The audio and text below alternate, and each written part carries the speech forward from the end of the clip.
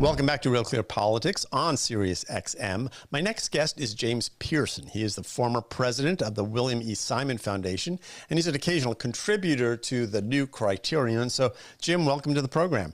Thank you, Andrew. Glad to be here. So, Jim, I wanted to talk to you today because you have a fascinating piece in the New Criterion, which we link to on our front page today. It's about the National Endowment for Democracy, which may become a target for Donald Trump's new Department of Government Efficiency. It's a great piece because, at least to me, it does a couple of things. It describes why, in your view, the NED went off its rails and how it has become an entity that deserves to be defunded. But it also points out some of the reasons why it's going to be so hard to cut even what you think is a bad government program once it's been established. So with that as an introduction, what is the NED and what's gone wrong there? Well, yes, it's a good question, Andrew. The NED is one of these small agencies in Washington that has managed to get its foot in the door going back to the 1980s when it was started. And it has beaten back many efforts to close it down. Like many operations, it's very hard to close anything in Washington for all the reasons we know. So the National Endowment for Democracy started in 1983. It was started as a Cold War operation. Yeah, this was Reagan, right? By President Reagan as part of the Cold War. And, Reagan was picking up on some ideas from JFK and from Jimmy Carter and from others that we needed to fight the Cold War on the plane of ideas, not just military, not just bombs and that sort of thing, but let's fight them on the plane of ideas, democracy versus communism. And that was the reason it started. Now, many people thought when the Cold War ended that it should be wound down. But like many things, it found a new mission and has continued for 30 years since the Cold War ended. Now, the NED is, however, a private charity. It's a private organization, has its own employees, own board of trustees. It operates on a $320 million appropriation each year from the Congress.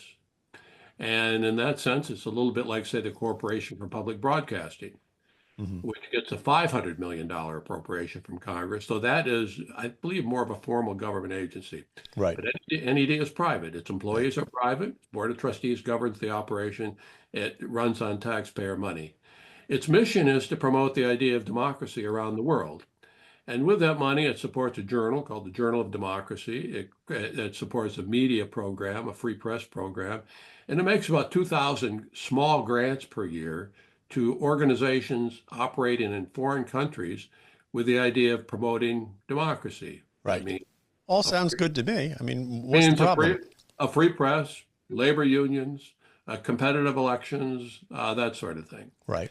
And that's what it's done over the years. Now, so what is the problem today right. with the NED as it's morphed into its current form?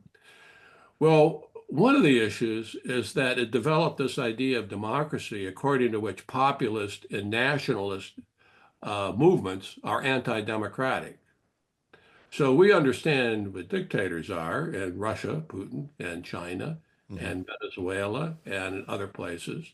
But now they're claiming that movements that are supported by populist and nationalist groups are anti-democratic. So that would include, say, Orban in Hungary. Would include some of the movements that you see in Eastern Europe and Poland and in other places. And surprisingly, for many of the people at NED, it includes Donald Trump as well. And that is now we're getting kind of to the core of the problem. So one issue would be that NED is funding programs in foreign countries which are not necessarily adversaries in the United States. Right. Poland, for example, Hungary, for example, Saudi Arabia, for example. These aren't necessarily adversaries of the United States, but they're supporting pro-democratic programs there, which may destabilize the governments there, which are not necessarily the interest of the United States. The other point is that they've decided that Donald Trump somehow fits in to this problem of autocracies around the world fueled by nationalist and populist movements. So one of the major trustees of NED is a scholar by the name of Anne Applebaum. very distinguished scholar. Has Right. written about the Soviet Union, the concentration camps in the Soviet Union, and she has written a book called Autocracy. And it's an interesting book, a brief book, but basically she says that the autocrats are on the world, from Putin to Maduro in Venezuela, Chairman Z, they're all getting together to form their own alliance in opposition to the United States, and they're trying to overthrow governments around the world. And she believes that Donald Trump is sympathetic to this. Robert Kagan, another person who's been involved in this, has written a similar book on the same subject. Various writers and scholars at NED have written similar articles attacking Donald Trump as a fascist, a new version of Hitler or Stalin or Mussolini, along those lines. Indeed, Kamala Harris's campaign, in which she made this case, seems as if it was lifted from the NED's playbook against Donald Trump. Now, the NED is not supposed to be involved in domestic issues. It's supposed to work abroad. And Right. the idea that they would now judge Donald Trump and the Republican Party as an anti-democratic force in the United States is extreme. Yeah. So And I understand the sort of arc of the thinking. I can see how, as all entities in Washington, and this I think is one of the sort of underlying lessons of your article, is that these entities, once they're established, you can't kill them. It's very difficult. Why do you advocate cutting funding for it and not just reforming it, getting rid of some of the people you think shouldn't be on the board, getting a new president, doing that sort of thing? well, my article says that the new DOGE commission has the NED in its sights, Yes. based on some of the conversations I had, is one of the things they're looking at. And I listed some of the things that has come to my attention, some of the things that they're looking at. So I don't think you reform these institutions in Washington. And I don't know how you do that. You'd have to clean out the staff and the board of Right. trustees and start over again. So I don't know that that's possible to do. Uh, Now that DOGE is serious about cutting spending, this would seem to be an opportunity actually to step in here. Since it is a private organization, you don't have to phase it out or worry about the employees.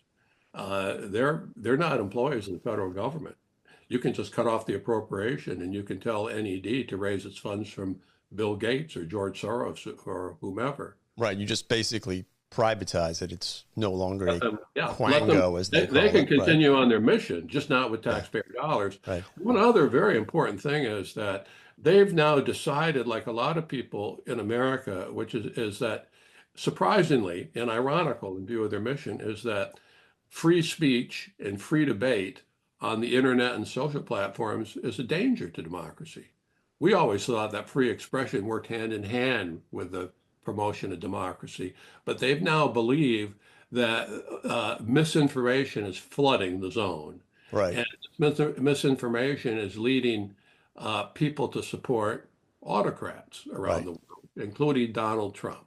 So they've And awarded, and you write about this in your article, the $230,000 to the Global Disinformation Index, which is a group out of the UK that ranks websites, news organizations, including RealClearPolitics, by the way, on a sort of scale of how much they are disinformation or misinformation.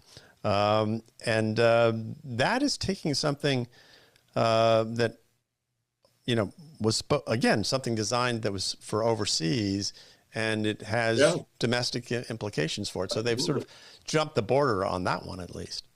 yes, well, as you say, Real Clear Politics is on this list. Mm-hmm.